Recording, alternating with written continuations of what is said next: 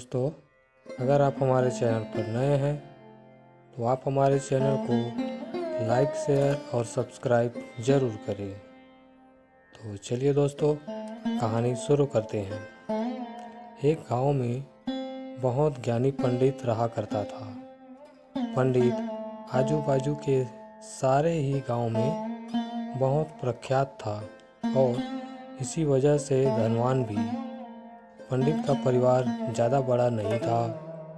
पंडित अपनी पत्नी के साथ अपने बहुत बड़े घर में अकेला रहता था, क्योंकि पंडित का कोई बेटा नहीं था और एक बेटी थी जिसका विवाह पास के गांव में गोपाल से हो चुका था। पंडित ने शादी से पहले अपने होने वाले दामाद की अच्छे से जांच पड़ताल की थी और अपनी बेटी का भविष्य भी ठीक से पढ़ा था। तब जाकर उसने बेटी की शादी की थी, लेकिन चंद साल में ही पंडित का दामाद बुरी आदतों के चंगुल में फंस गया। जुआ और शराब की बुरी लत ने उन्हें सड़क पर लाकर रख दिया था। अपने बेटी की ऐसी दुर्दशा देखकर पंडित की पत्नी काफ़ी दुखी होती थी और अक्सर पंडित को कहा करती थी, तुम जाकर उनकी मदद कर आओ।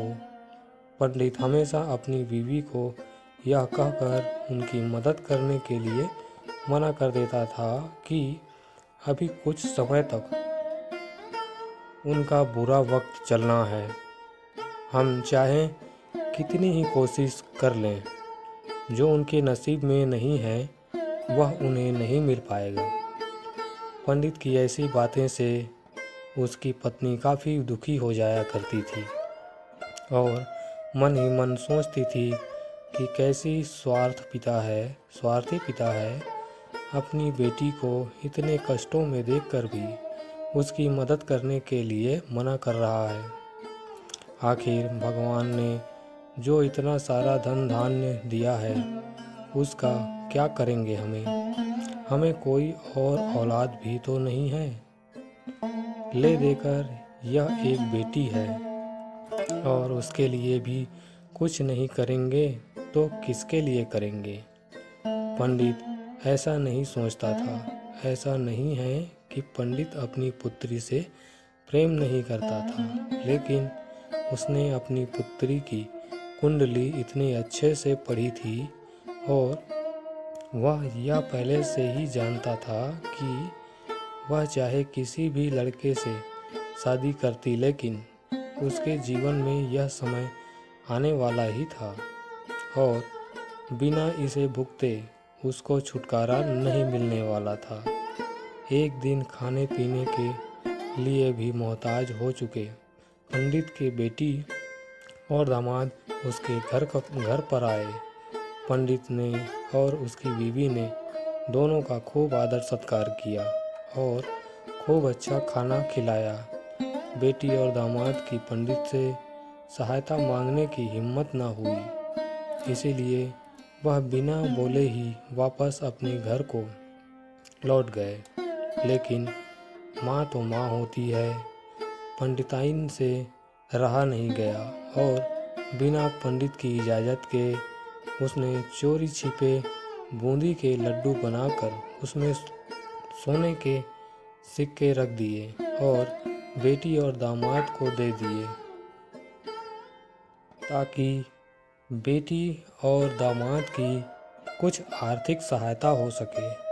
पंडिताइन यह भी जान गई थी कि बेटी और दामाद शर्म से उससे मदद नहीं मांग रहे थे, इसीलिए उसने बेटी और दामाद को भी लड्डुओं में छिपे सिक्कों के बारे में कुछ नहीं बताया। जाहिर सी बात थी कि जब वो घर पर जाकर लड्डू खाएंगे तो उन्हें उसमें सोने के सिक्के मिल जाएंगे।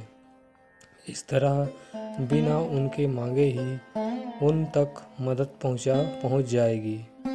सोचकर पंडिताइन मन ही मन अपनी बेटी की मदद करने के लिए खुश होने लगी। पंडित के दामाद और बेटी उन दोनों का आशीर्वाद लेकर अपने घर की तरफ रवाना हो गए। उन दिनों गाड़ियाँ तो होती नहीं थी, बस घोड़ा गाड़ी या बैलगाड़ी चलती थी। बेटी और दामाद का गांव पंडित के घर से कोसों दूर था, फिर भी पैसों की कमी के चलते वह चलकर अपने गांव की ओर निकल पड़े। थोड़े दूर ही चले थे कि पंडित की बेटी के पैर में मोच आ गई और अब उसको चलना भी मुश्किल हो गया। पंडित के दामाद ने जब देखा कि उसकी बीवी अब बिल्कुल चलने में सक्षम नहीं है, तो उसने एक तांगा अपने घर तक किराए पर ले लिया। दोनों पति पत्नी टांगे में बैठकर घर तक पहुंच गए, लेकिन टांगे वाले को देने के लिए उसके पास पैसे नहीं थे। इसीलिए पंडिताइन ने जो बूंदी के लड्डू उन्हें दिए थे, वही किराए के तौर पर वह उस टांगे वाले को दे दिए। टांगे वाला बूंदी के लड्डू को लेकर वहाँ से चला गया। टांगे वाला अपने घर की तरफ जा रहा था, तभी उसे एक हलवाई की दुकान दिखी। उसने सोचा कि थोड़ी से बूंदी के लड्डू से मेरे घर के लोगों का पेट थोड़ी भरने वाला है। इससे अच्छा मैं इन बूंदी के लड्डुओं को बेचकर इससे कुछ चावल खरीद लेता हूँ। टांगे वाले ने बूंदी के लड्डू हलवाई को बेच दिए। जिस गांव में वह हलवाई रहता था, उसी गांव में एक आदमी ने अपने घर पर पूजा रखी थी और उसी पंडित को उस पूजा के लिए बुलवाया था। पूजा में लगने वाले प्रसाद के लिए उस आदमी ने उसी हलवाई से बूंदी के लड्डू लिए जहाँ पर उस टांगे वाले ने बेचे थे। हलवाई ने भी उस आदमी को टांगे वाले से खरीदने हुए लड्डू ही पहले दिए, ताकि वह खराब ना हो जाए, क्योंकि वह नहीं जानता था कि लड्डू कब बने हैं। पूजा खत्म होने पर दक्षिणा और बूंदी के लड्डू लेकर जब पंडित अपने घर आया और खाना खाने बैठता, तो प्रसाद में लाए बूंदी के लड्डू खाते वक्त लड्डू से सोने का सिक्का निकला। इस घटना को देखकर पंडिताइन की आंखों से आंसू बहने लगे। पंडित ने जब पंडिताइन से उसके रोने का कारण पूछा, तो पंडिताइन ने पंडित को सब कुछ बताया और पंडित से उसकी बातों पर भरोसा न करने के लिए माफ़ी मांगी।